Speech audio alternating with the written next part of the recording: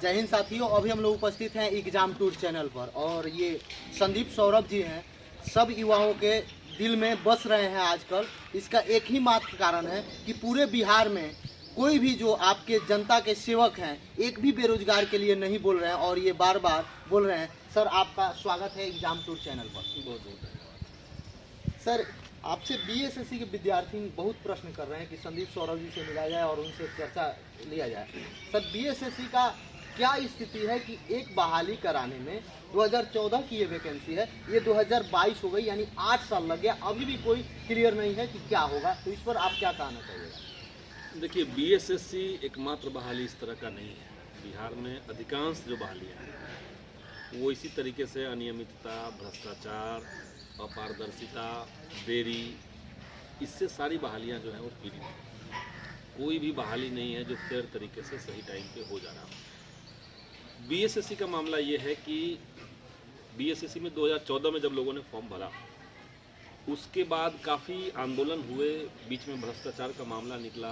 BSSC के जो अध्यक्ष हैं, सचिव हैं और भी दूसरे अधिकारी जो हैं वो सब लोग जेल भी गए और सब होते होते अंत में एग्ज़ाम काउंसलिंग तक हो चुका है। और काउंसलिंग होने के बाद बीएसएससी ने रैंडम तरीके से अचानक से घोषणा कर दी कि काउंसलिंग के पहले ही कि हम नया एनसीएल नहीं लेंगे।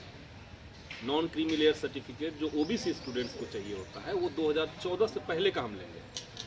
अब दिक्कत है कि 90% ओबीसी स्टूडेंट्स के पास नया एनसीएल ही है, चूँकि विज्ञप्ति में ये कहीं से उल्लेख ठोस तरीके से नहीं था। और इससे पहले जो सीजीएल की परीक्षा हुई थी उसकी जो बहाली ली गई, उसमें जो ज्वाइनिंग हुआ, उसमें कोई एनसीएल का इस तरह का क्राइटेरिया नहीं रखा गया। तो इसलिए सरकार जो है, विभाग जो है वो बिना तर्क के सिर्फ स्टूडेंट को परेशान करने की कोशिश कर रही है। और इसे लेकर के कई दफ़ा आंदोलन हुए, कोर्ट में मामला फाइनली चला गया। कोर्ट में भी सरकार का जो तर्क हो रहा है वो इतना अजीबोगरीब और साफ साफ दिख रहा है कि नीतीश कुमार जी की कहीं से भी ये मंशा नहीं है कि इस बहाली को कंप्लीट किया जाए। इस बहाली में जो विद्यार्थी फंसे हुए वो तो फंसे हुए हैं ही, लेकिन इसके नाम पे 2014 से लेकर के अब तक बिहार एसएससी को सीजीएल और इंटरमीडिएट लेवल की जो बहालियां और लेनी थी, पद तो और भी खाली होते जा रहे हैं। तो बाकी जो बहालियां और निकलनी थी, चूंकि ये बहाली पेंडिंग पड़ा हुआ है 8 साल से, तो कोई और दूसरा पद निकल भी नहीं रहा। तो ये दोहरा तेहरा मार कहिए कि छात्रों के ऊपर सरकार की तरफ से। सर, एक प्रश्न और है बीएसएससी से जुड़ा हुआ कि बीएसएससी के जो भी विद्यार्थी हैं या जो भी आयोग है, कोई भी आयोग क्वेश्चन आंसर नहीं देते हैं। आंसर की जो जारी किया जाता है कि स्टूडेंट अपना ले लें, सर्टिफाइड हो जाए, तो वो नहीं करते हैं। इसको लेकर आप क्या कहिएगा? और एक सर, इसी पे हम प्रश्न जोड़ेंगे कि बिहार में बहुत सारे जनता के जो सेवक हैं, आप लोग जैसे हुए, यूथ बहुत लोग हैं, लेकिन ये जो आप देख रहे हैं अभी के दौरान में, बिहार सबसे ज़्यादा युवा स्टेट है पूरे भारत में देखा जाए तो। यहाँ जितनी बेरोजगारी है, लेकिन कोई जनता के सेवक इस पर आवाज़ नहीं उठा पाते हैं। ये इसका क्या समस्या है? इससे हम क्या कैसे देखेंगे आप? देखिए, एक तो है कि एग्जामिनेशन में अपारदर्शिता रखना, ये खास करके बिहार में दरोगा की जो बहाली है उसमें ज़्यादा ये मामला सामने आया है, जहाँ पे स्टूडेंट्स को कोई आंसर की नहीं दिया जा रहा है। आंसर की अगर विभाग की तरफ से रिलीज़ नहीं हो रहा है तो विद्यार्थियों को पता नहीं चलता कि उनका सवाल का जो जवाब उन्होंने दिया है वो सही है कि गलत है। जो क्वेश्चन पेपर होते हैं वो क्वेश्चन पेपर भी उनको नहीं दिया जा रहा है एग्ज़ाम में। आंसर की जो होता है, जिसमें ओएमआर सीट होता है, उसमें एक परीक्षा के लिए, मैंने विभाग के लिए कॉपी होती है और उसके नीचे एक स्टूडेंट कॉपी, उस पर लिखा होता है ये स्टूडेंट कॉपी, कार्बन कॉपी, वो भी छात्रों को नहीं दिया जा रहा है। तो एक विद्यार्थी अंदर जो जा रहा है वो बाहर निकलने के बाद सिर्फ दिमाग में उसके पास है कि हमने क्या क्या किया है, उसके अलावा और कोई सबूत उनके पास नहीं है। और इसके चलते दिक्कत हो रही है कि चोर दरवाज़ा खुल जा रहा है। गलत तरीके से लोगों को नियुक्ति करना अगर नहीं भी कर रहा है विभाग, तो ये जो आशंका पैदा हो गया अभ्यर्थियों के बीच में, उनको लग रहा है कि कुछ न कुछ गड़बड़ी होगी, इसका कोई समाधान सरकार नहीं निकाल रही है। हमने मांग की थी कि आप छात्रों को क्वेश्चन पेपर उनको लेके आने दीजिए। कई सारे एग्जाम में होता ही है, एग्जाम में लोग आंसर की जमा करते हैं, ओएमआर सीट जमा करते हैं, क्वेश्चन पेपर लेके आते हैं, उनके दिमाग में होता है कि किसका जवाब उन्होंने क्या दिया, उनका कितना जा रहा है, सरकार का कट ऑफ कितना है, हमारा होगा कि नहीं होगा, ये सब पता चलता है। तो बहाली में देरी के साथ साथ ये जो अपारदर्शिता है ये काफ़ी खतरनाक है। इसी यही एक छोट दरवाज़ा बनाता है जहाँ पे गलत तरीके से बहाली, ये एक बात है। दूसरी बात देखिए, बिहार में ही सिर्फ नहीं बल्कि हम देख रहे हैं कि 6-7 साल के अंदर जब से मोदी जी सरकार में आए देश भर में रोजगार की स्थिति बहुत ही दयनीय है।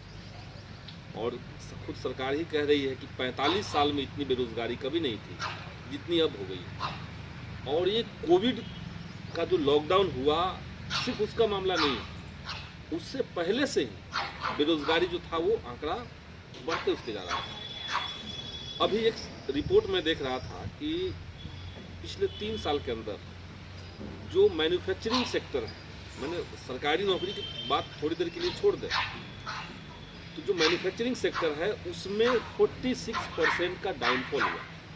46% उत्पादन करने वाली जो कंपनियां हैं वो खत्म हो गई, डाउन हो गई सरकार की आर्थिक नीति के चलते। आईटी सेक्टर में जिस समय एक समय बिहार के अंदर भी और देश के अंदर भी युवाओं में एक ज़बरदस्त उत्साह था कि आईटी सेक्टर में हम चले जाएंगे, कंप्यूटर की पढ़ाई कर लेते हैं, बीटेक कर लेते हैं, बीबीए कर लेते हैं, कुछ जॉब मिल जाएगा। आज के समय में आईटी सेक्टर में न सिर्फ जॉब खत्म हो चुके हैं बल्कि जो पहले से जॉब लोग कर रहे थे वो प्रत्येक वर्ष समझिए कि उसमें से 1-2 लाख लोगों की छटनी हो रही है, वो गया।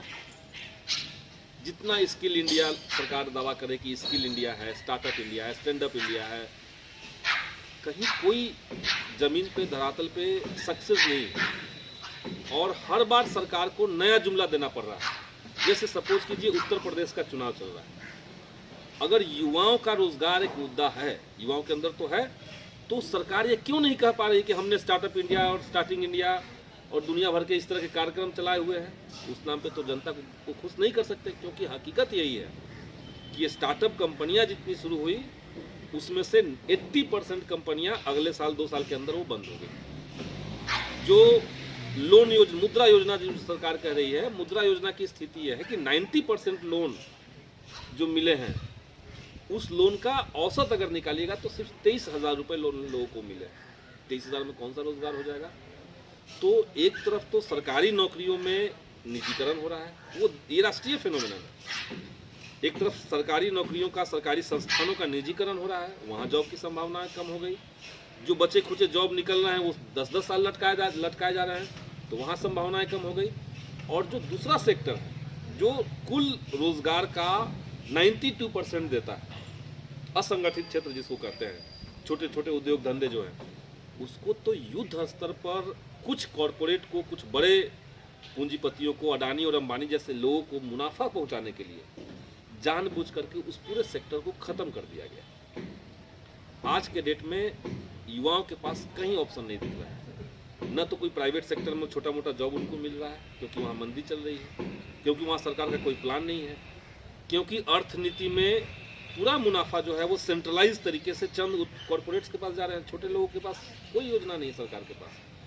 कोविड हुआ, कोविड के समय लॉकडाउन अगर हुआ तो जो छोटे उद्योग धंधे थे अगर उसको बढ़ावा मिलता, अगर उसको कुछ रिलीफ मिलता, ये कहा जाता कि चलिए 3 साल के लिए हम आपसे जीएसटी नहीं लेंगे, तब वो सर्वाइव कर सकते थे। ये सरकार को नहीं लगा।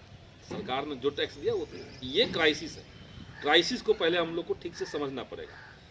और चूंकि इस मुद्दे को लेकर के हम लोग क्यों बोलते हैं, क्योंकि मैं जस्ट अभी छात्र युवा आंदोलनों से निकला हुआ ही व्यक्ति, और 2 साल पहले तक तो सड़कों पर इसी तरह से हम लोग भी आंदोलन करते थे, रोजगार की बात कहते थे। सर अब थोड़ा सा हम लोग फिर बीएसएससी के ही मुद्दे पर आएंगे, क्योंकि विद्यार्थी का मांग भी है कि बीएसएससी, कल जो पटना माननीय हाईकोर्ट के द्वारा, इस पर आप कैसे देख रहे हैं कि कल किस तरीके से फैसला क्या फाइनल हो सकता है, या क्या उम्मीद आप जता सकते हैं? विद्यार्थियों को क्या इस पर संदेश देंगे कल के फैसले? देखिए, इसमें कम चांस है कि कल फाइनल वर्डिक्ट आ जाए, जहाँ तक मुझे लग रहा है। बाकी कोर्ट का तो अपना तरीका है चलने का।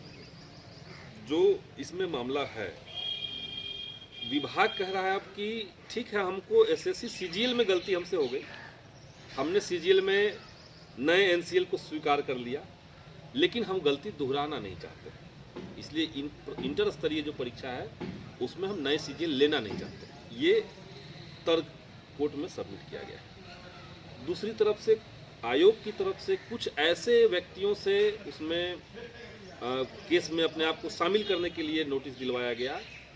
जो स्टूडेंट्स पास नहीं किए थे, जो फाइनल रिजल्ट में जिनका नाम नहीं है, तो जो जिनका नाम नहीं है उसको डाल करके और ये अजीबोगरीब तर्क दे करके असल में कोर्ट के मामले को और ज़्यादा लटकाने की कोशिश है। जबकि सच्चाई यही है कि इस कोर्ट ने दिसंबर में ही अंतरिम राहत देते हुए छात्रों के पक्ष में ये कहा था, और वो अंतरिम राहत ये था कि आयोग जो है वो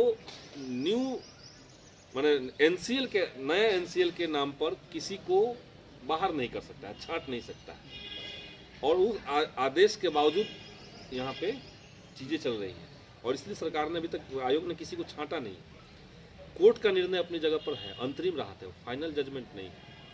लेकिन हमें यकीन है, हम लोग के जो वकील हैं उनसे मेरी बात लगातार होती रहती है, सारा डॉक्यूमेंट हमने दिया है, तर्क हमने बताए हैं, तो हमें यकीन है कि हमारे पक्ष में आएगा। लेकिन अच्छा यही होता कि अब जाकर के आयोग जो है वो मान लेती इस बात को, क्योंकि अंतरिम जो निर्णय है वो हमारे पक्ष में ऑलरेडी है। आप एनसीएल के नाम पे कि पुराना लाओ नया नहीं चलेगा, उस नाम पे आप किसी को जब छांट नहीं सकते हैं, तो हमारी तो वही लड़ाई है। तो अब ईगो का सवाल एक तरह से कह सकते हैं आयोग का, या अपनी गलतियों को ढकने के लिए छात्रों को उसका खामियाजा भुगतना पड़े, इस हद तक जाने का उनका जो दुस्साहस है ये बचा हुआ है। बहुत सारे विद्यार्थी ये कह रहे हैं कि अब 8 साल हो गया है, अब हमको 1 दिन 2 दिन भी बर्दाश्त नहीं हो पा रहा है। बहुत सारे विद्यार्थी कुछ गलत करने के लिए भी संदेश देते हैं, मैसेज करते हैं, उनको आप क्या कहिएगा? देखिए, गलत करने का तो कोई वो विकल्प नहीं है। अगर सिस्टम इस तरह का है जहाँ पे युवाओं के भविष्य को लेकर के सरकार के अंदर कोई संवेदनशीलता नहीं है, तो भागो नहीं, लड़ो, संघर्ष करो, यही मैं कहना चाहूँगा सबको। और संघर्ष से ही समझिए कि बीएसएससी की बहाली यहाँ तक पहुँची, लड़ करके ही लोगों ने यहाँ तक लाया था। तो आगे भी आंदोलन करना होगा, संघर्ष करना होगा, इंतज़ार करना होगा। सर, एक प्रश्न और है, बिहार जो बीएसएससी आयोग के जो वकील हो रहे हैं वो बार बार चेंज क्यों हो रहे हैं, इससे क्या समस्या है, इसको कैसे आप देखते हैं? क्योंकि उनके पास तर्क नहीं है, तर्क नहीं है, वो गलती कर चुके हैं, वो फंस रहे हैं, और जानबूझ करके ओबीसी छात्र जो हैं उन सबको प्रताड़ित करने की कोशिश कर रहे हैं। तो जाहिर सी बात है कि कोई भी वकील इस तरह के केस लेने से डरता है। सोचते हैं वो लोग भी कि भाई सरकार का केस हम ले रहे हैं और सरकार का पक्ष इतना कमजोर है तो हम क्यों रहेंगे, इसीलिए तो एक कारण ये भी है। और जो जैसे कि अब तो 25 तारीख से आप लोगों का हाउस चालू होगा, क्या उसमें रोजगार का मुद्दा उठेगा इस बार? निश्चित तौर से उठेगा, और बिहार के तकरीबन 20-25 बहालियों से संबंधित मुद्दे हम खुद ही उठा चुके हैं, हमने जमा कर दिया। उसमें बीएसएससी का भी मामला है और भी अलग अलग बहालियाँ हैं। पुस्तकालय का तो 12 साल हो गया, अभी तक बहाली ही नहीं है, वो भी हमने डाला हुआ है, सवाल वो भी है। और देखिए ना, पिछले विधानसभा सत्र में शिक्षा मंत्री ने कहा कि यूनिवर्सिटी कॉलेज में जो पुस्तकालय अध्यक्ष की जो नियुक्ति होगी, लाइब्रेरियन की जो नियुक्ति होगी, उसके लिए अलग से हम आयोग बनाएंगे, जो पूरी तरीके से कहिए कि फर्जी बात है, गलत है, और ये जानबूझ करके बहाली को अगले और 10 साल के लिए लटकाने का कोशिश है। जब लाइब्रेरियन का पे स्केल यूजीसी के असिस्टेंट प्रोफेसर के पे स्केल के बराबर है, उसी के समतुल्य समझा जाता है। जब अलग अलग राज्यों में लाइब्रेरियन की नियुक्ति यूजीसी में जैसे असिस्टेंट प्रोफेसर की नियुक्ति होती है, उसी तर्ज पे होता है, उसी प्रक्रिया और उसी विभाग से। विश्वविद्यालय चयन आयोग अगर कर रहा है तो वही करता है इनका भी। तो हम अलग से पहले कमेटी बनाएंगे, कमेटी बनाने में हम पहले 5 साल लगाएंगे, और कमेटी बनेगी फिर 5 साल में बहाली लेगी। ये जो अप्रोच लिया था ये ठीक नहीं है। इसीलिए हम सरकार से ये भी कहेंगे कि आप लाइब्रेरियन की बहाली यथाशीघ्र निकालिए, न सिर्फ कॉलेज में, यूनिवर्सिटीज़ में, बल्कि जो हाई स्कूल के लेवल पे लाइब्रेरियन चाहिए वहाँ भी उसको जल्द से जल्द उस बहाली को लाया जाए। ये रोज़गार के साथ साथ शिक्षा से भी जुड़ा हुआ मामला है।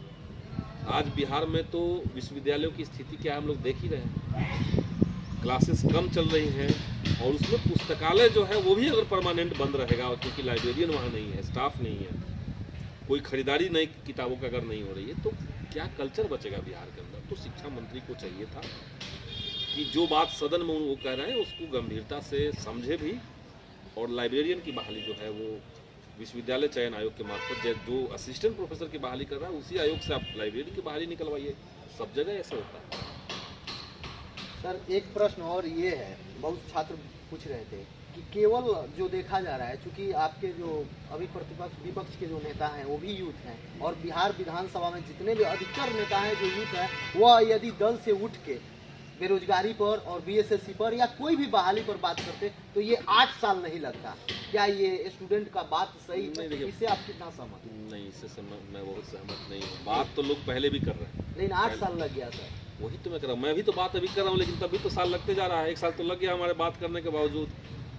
तो ये जिम्मेदारी विपक्ष की है कि वो रोजगार को लेकर के, बहालियों को लेकर के, युवाओं के तमाम मुद्दों को लेकर के सरकार को लगातार अवगत कराए।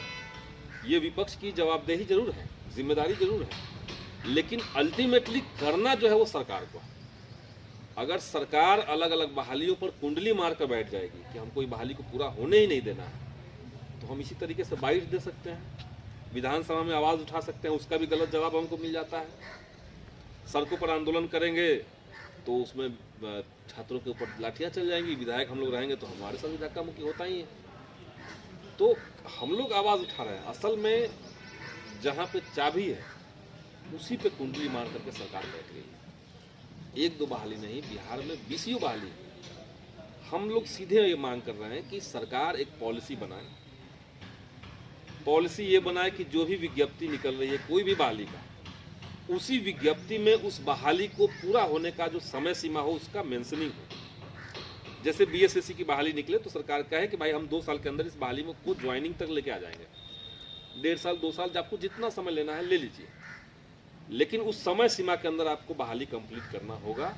ये एक रूल बन जाए, मतलब कैलेंडर जारी किया जाए। कैलेंडर सिर्फ नहीं, विज्ञप्ति के अंदर इस बात का मेंशनिंग हो कि भाई ये बहाली इतने समय में पूरा होगा, लिखा जाए। जैसे एज लिखा होता है कि इतने योग्यता क्या है अभ्यर्थियों की, कितने पद खाली हैं, उसी तरीके से ये भी लिखा रहा है कि ये बहाली कब तक कंप्लीट होगा, और अगर कंप्लीट नहीं होता है तो उस आयोग पे, उस विभाग के ऊपर कार्रवाई। एक मांग हमारी है। दूसरी मांग है, जो बिहार के अंदर इतने बड़े पैमाने पर बेरोजगारी का जो क्राइसिस पैदा हुआ और बहालियां जो है वो लंबित हैं वर्षों से, तो सरकार एक श्वेत पत्र जारी करे कि मौजूदा स्थिति क्या है और सरकार का आगामी योजना क्या है, कैसे वो इस क्राइसिस को देख रही है, कैसे इसको डील करेगी, इसको लेकर के सरकार एक श्वेत पत्र जारी करे। और साथ ही साथ अगर ये दावा है सरकार का कि बिहार युवाओं का प्रदेश है और युवा दिवस पे सरकार के इतने सारे ट्वीट्स आते हैं, कार्यक्रम होते हैं, भले ही उसमें युवाओं के जो असल सवाल शिक्षा रोजगार उस पर बात नहीं होती है, विवेकानंद तक ये लोग सीमित रखते हैं युवा दिवस को, लेकिन सरकार अगर सच में कहीं से भी गंभीर है तो इनको चाहिए कि एक अलग से विधानसभा का सत्र चलाए जिसमें नौजवानों के रोजगार के ऊपर मंथन हो, बातचीत हो, सरकार भी अपना प्लान बताए, सरकार की जहां जवाबदेही बनती है वो जवाब दे, और युवाओं के मुद्दों पर उसको बात है। ये नहीं हो सकता है कि आप युवा जो है वो राजनीति को आगे बढ़ा रहा है लेकिन उसके मुद्दे ही राजनीति से गायब रहे।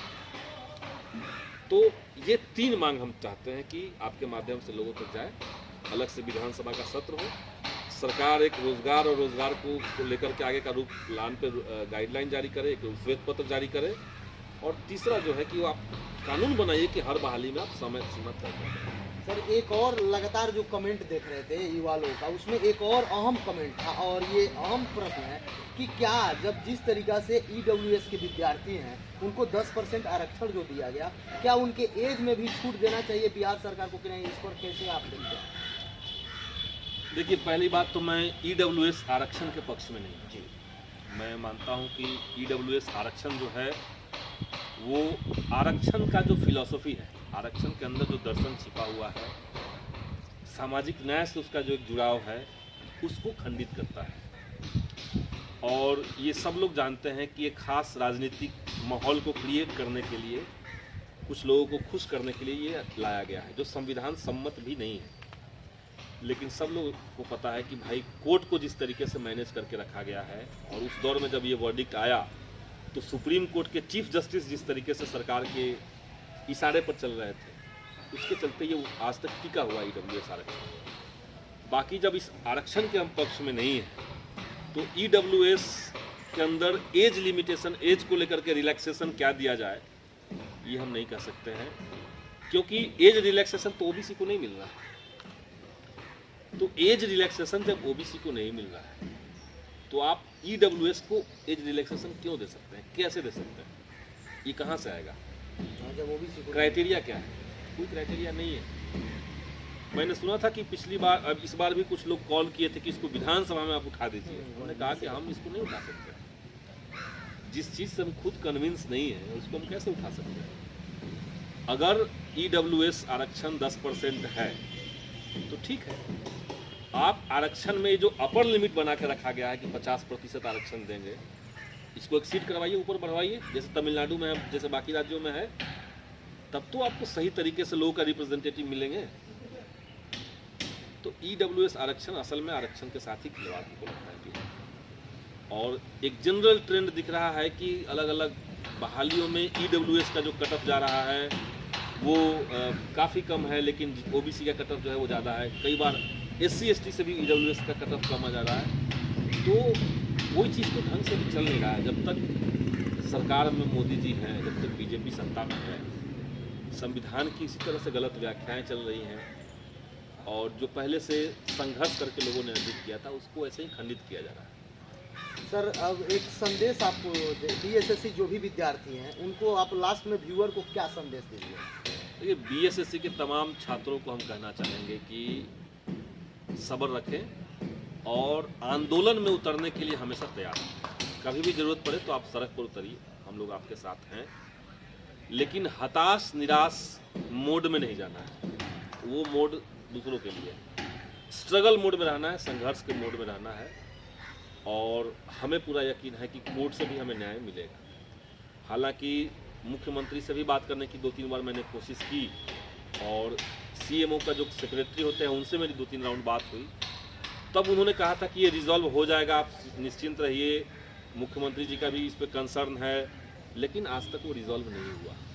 तो हम लोग का दबाव निरंतर बना रहे सरकार के ऊपर, आयोग के ऊपर, और ज़रूरत पड़े तो हम लोग सड़क पर फिर से उतरे, यही हम कहना चाहेंगे। इसके अलावा और कोई डिप्रेशन में जाने का या कुछ इस तरह से होने का कोई गुंजाइश नहीं है।